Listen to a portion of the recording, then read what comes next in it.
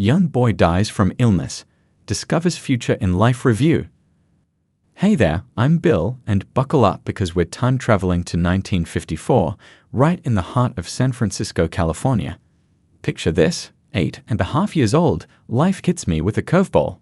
Kidney problems, lung drama, and to top it off, my teacher spots me looking like a hot mess. School nurse steps in, alarms go off, and I'm on my way home with a parental directive to get checked, pronto. After a week or two of lying in bed, my aunt intervened, pointing out my terrible state. That's when I finally got to see a doctor, and within an hour, I was whisked away to San Jose County Hospital. It was my first time away from home, and the doctors weren't optimistic about my chances of making it through the next day or two. Alone in the hospital, they put me in an isolation ward due to various issues, including pneumonia and kidney disease linked to an initial diagnosis of MS. The disease progressed, affecting different systems in my body. One evening after a procedure, I found myself in a dark room all by myself. In that eerie darkness, something strange happened. My body and spirit seemed to be trying to part ways. It felt like my essence was attempting an escape from my frail body. Floating above it, I realized I wasn't feeling any pain. Looking down, I felt sorry for the broken body below. I knew I was more than just that body. I was the spirit separated from it. Suddenly, the room brightened and I felt weightless, like I was floating and hovering. It was a feather-light sensation surrounded by clouds. And then came an overwhelming feeling of love, like a million Italian grandmothers showering affection. Despite being separated from my parents, I felt embraced by the greatest love of my life. In this surreal experience, love wasn't just something I received, it was something I felt within me. There was no separation between the love coming in, the love I felt, and the love I gave. It all blended into one beautiful flow. Amidst the clouds, a movie-like preview unfolded. At 8.5, with no significant life events to review, I witnessed a cascading kaleidoscope offering glimpses of the next 50 years of my life. It turned out to be true, with later moments feeling like déjà vu. In the unfolding scenes, I glimpsed meeting my high school sweetheart, our life together, the birth of our children, and historical events like the Vietnam War and the Kennedy assassination. Some details, like Ronald Reagan's fate, were a bit off. Still, much played out exactly as I'd seen, where I'd live, work, and the people I'd cross paths with. It ended with an image of me in India around age 58 or 59, seeking wisdom or experiences. During this experience, two numbers, 2 and 9, kept popping up, sometimes forming 29 or 59. At the time, their significance escaped me. I wondered if they marked critical points in my life or potential close calls. As I soaked in the love and visions, time became irrelevant and questions about when or if I'd return lingered. Eventually, I realized seeing the future meant I had a future to look forward to. Dying in that hospital wasn't my destiny.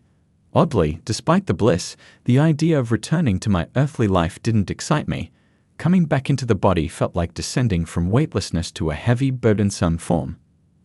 The hospital became my sanctuary. Weeks stretched into a year, and bedridden solitude lacked external stimuli, no TV, radio, books, or phone.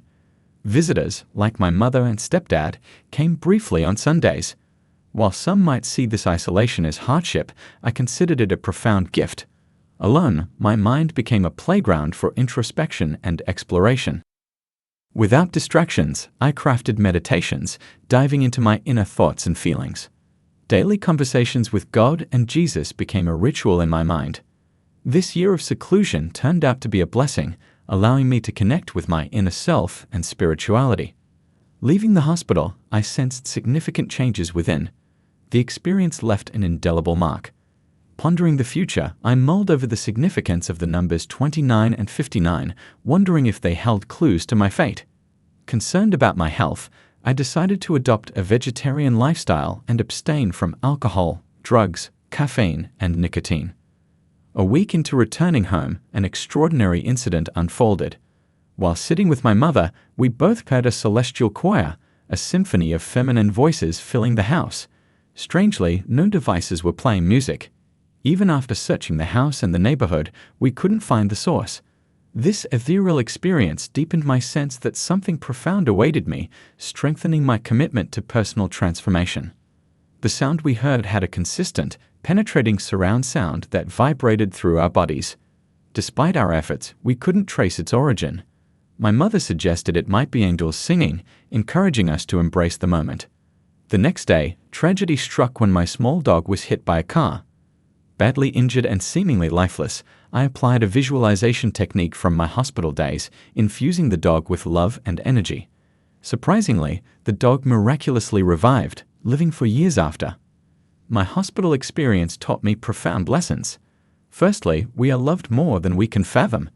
Secondly, there are guides on the other side, offering care and protection. This experience transformed me at a young age, leading to a vegetarian lifestyle and a commitment to a healthy, drug-free, and smoke-free life. I'd also gained insights into healing, applying them not only to myself, but also to my dog and others. Now, I travel the world conducting workshops, sharing the lessons from my near-death experience. In our ongoing journey, we welcome your support through our YouTube membership program. Joining gives you access to exclusive, ad-free episodes, live Q and as, and engagement with our community. Your support ensures the channel's growth, allowing us to explore near-death experiences worldwide. Thank you for being part of our community and contributing to our shared exploration of these profound stories.